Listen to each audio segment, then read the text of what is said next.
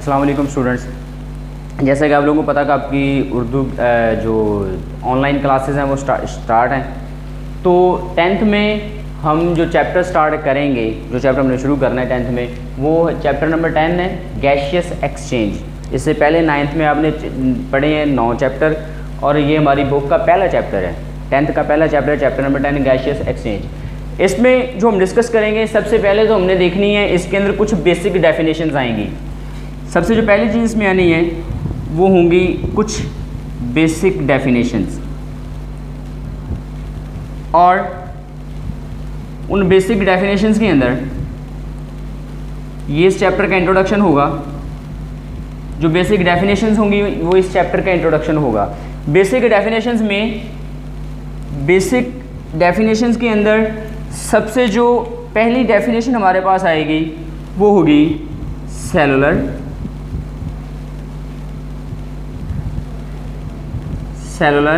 Respiration. Cellular respiration.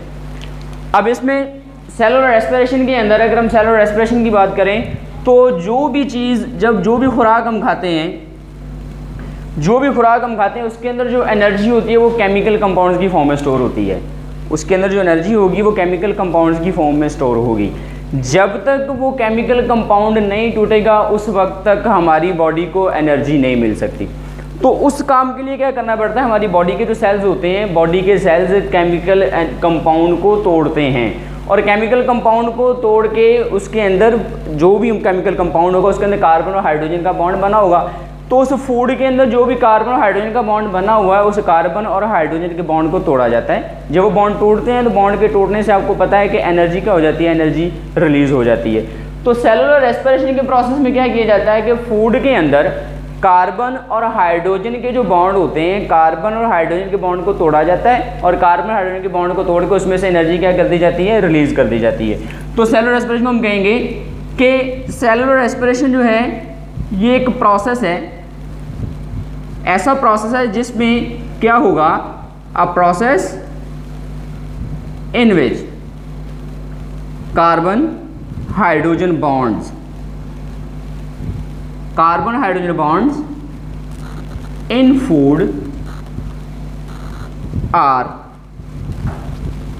broken. Carbon hydrogen bonds in food are broken, के food के अंदर carbon का और हाइड्रोजन का जो बॉन्ड बना होगा उस कार्बन को हाइड्रोजन के बॉन्ड को तोड़ा जाएगा। अब इस बॉन्ड को तोड़ना है तो इस बॉन्ड को तोड़ने के लिए कोई ना कोई चीज़ इस्तेमाल होगी। इस बॉन्ड को तोड़ने के लिए हमारे जो सेल्स होते हैं, हमारे सेल्स इस्तेमाल करते हैं ऑक्सीजन को इस्तेमाल करके कार्बन के और हाइड्रोजन के इस बॉन्ड को तोड़ दिया जाता है। तो जिस रिएक्शन में ऑक्सीजन इस्तेमाल हो उस रिएक्शन को हम कहते हैं ऑक्सीडेशन रिएक्शन। तो इसको हम कहेंगे carbon hydrogen bond are broken by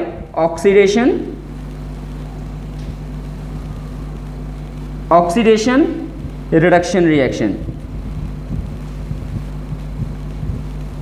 oxidation reduction reaction कि ऐसा रिएक्शन जिसमें ऑक्सीजन ऐड भी हो और ऑक्सीजन रिमूव भी हो।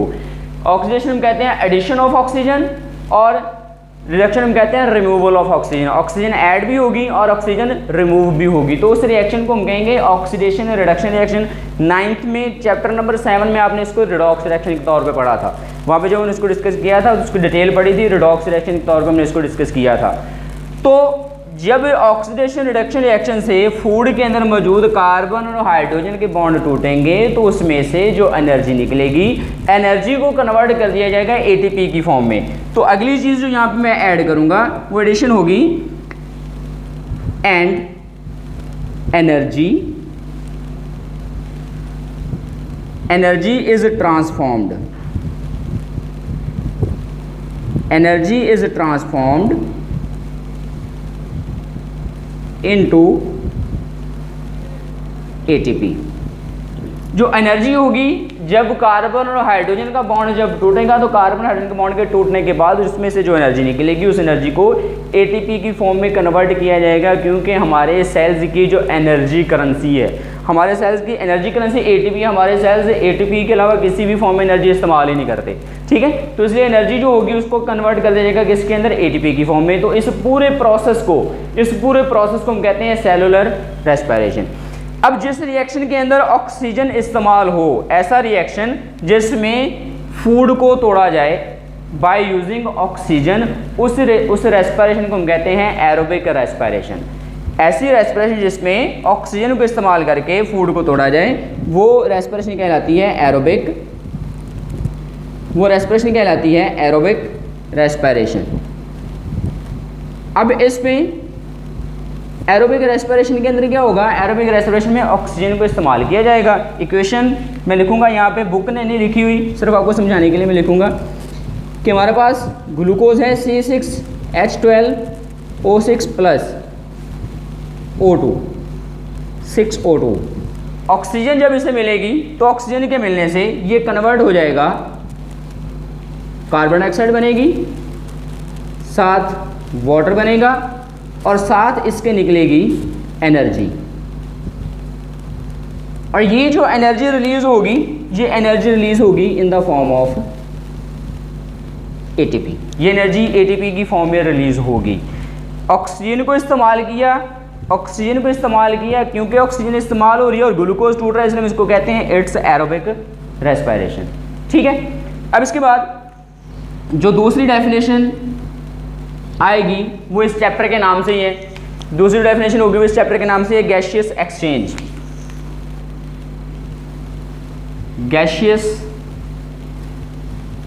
एक्सचेंज।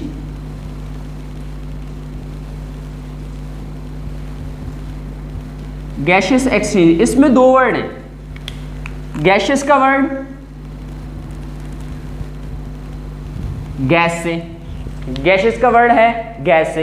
एक्सचेंज का मतलब अगर हम उर्दू में देखें तो उर्दू में इसका मतलब होता है तबादला। उर्दू में इसको हम कहते हैं तबादला, मतलब एक चीज़ देना दूसरी चीज़ ले लेना। किसी को मिसाल के तौर पे अगर मैं मिसाल दूं तो मेरे पास 10 रुपये का नोट है या 100 रुपये का नोट है, मैं किसी को 100 रुपये का नोट देता हूँ, 2 50 वाले ले लेता हूँ, एक्सचेंज हो गए, ठीक है। तो यहाँ पे एक्सचेंजमेंट होगी किसकी, गैसेस की।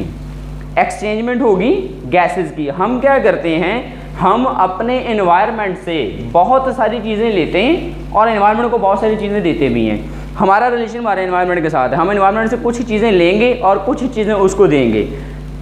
एनिमल करते क्या है, एनिमल एनवायरनमेंट से जब हम सांस अंदर की तरफ खींचते हैं तो हम हवा को अपनी बॉडी के अंदर लेके चले जाते हैं, और जब हम सांस छोड़ते हैं तो हम उसी हवा को फिर बाहर खारिज कर देते हैं। तो इस दौरान जब हमने हवा को अपनी बॉडी के अंदर लेके गए हैं और उसी हवा को हमने बाहर भी निकाला है, तो इस दौरान एक प्रोसेस होता है। जब हवा को हम अपनी बॉडी के अंदर लेके जाते हैं तो उसमें से हमारे सेल्स ऑक्सीजन ले लेते हैं, और उसी हवा को जब हम अपने जिस्म से बाहर निकालते हैं तो हम कार्बन डाइऑक्साइड को क्या कर देते हैं, रिलीज कर देते हैं। तो गैसियस एक्सचेंज का जो प्रोसेस है इसको हम कहते हैं कि ये एक ऐसा प्रोसेस है जिसमें हम ऑक्सीजन को जिस्म में लेके जाते हैं और कार्बन डाइऑक्साइड को निकाल देते हैं, ठीक है। Taking in of oxygen and given out of carbon dioxide, taking in of oxygen and given out of carbon dioxide is called gaseous exchange. Definition होगी इसकी, taking in of oxygen and given out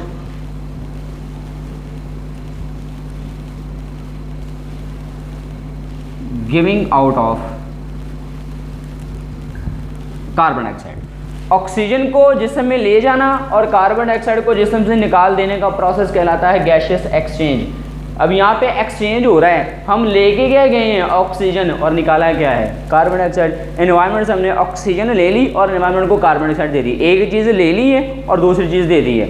जो हमने ली है वो भी gas है और जो दी है वो भी गैस है, इसलिए हम इसको कहते हैं इट्स अ गैसियस एक्सचेंज। अब तीसरी डेफिनेशन, तीसरी जो बेसिक डेफिनेशन है वो है ब्रीथिंग। ब्रीथिंग जिसको उर्दू में हम कहते हैं सांस लेने का अमल, या उर्दू में इसको क्या कहा जाता है अमले तनफ़्फ़ुस। अमले तनफ़्फ़ुस सांस लेने का जो अमल होता है उसको ब्रीथिंग कहते हैं। अब ब्रीथिंग हम करते क्या हैं, जब हम सांस लेते हैं तो सांस लेने में हम एयर को अपनी बॉडी में लेके जाते हैं, जब अंदर की तरफ सांस खींचते हैं तो हवा को हम अपने जिस्म के अंदर लेके चले जाते हैं, और जब सांस छोड़ते हैं तो उसी हवा को हम जिस्म से बाहर निकाल लेते हैं। अब उस हवा को हम अपने जिस्म में लेके क्यों गए? उस हवा को हम अपने जिस्म में इसलिए लेके गए हैं कि उसमें से ऑक्सीजन ली जा सके, और उसी हवा को हम जिस्म से बाहर क्यों निकालेंगे? ताकि हम अपनी बॉडी से कार्बन डाइऑक्साइड को निकाल सके, क्योंकि हमारी बॉडी की जो रिक्वायरमेंट है, हमारी बॉडी की रिक्वायरमेंट सिर्फ और सिर्फ ऑक्सीजन है। हमारा सर्वाइवल ऑक्सीजन पे है, कार्बन डाइऑक्साइड पे नहीं है, वो हमारी बॉडी को नहीं चाहिए, तो हम कार्बन डाइऑक्साइड को अपनी बॉडी में रख नहीं सकते। तो ब्रीथिंग के प्रोसेस में क्या होता है? ब्रीथिंग के प्रोसेस में हम एयर को अपनी बॉडी में लेके जाते हैं ऑक्सीजन लेने के लिए, और उसी एयर को हम बाहर निकालते हैं कार्बन डाइऑक्साइड को रिमूव करने के लिए। तो इसको हम डिफाइन करेंगे, इसको हम कहेंगे breathing is a process, breathing is a process in which animal take air into their body, take air into their body to get oxygen from it, कि उससे क्या लेनी है? उससे ऑक्सीजन ले लेनी है, oxygen from it, and given out of air, given out of air to get rid of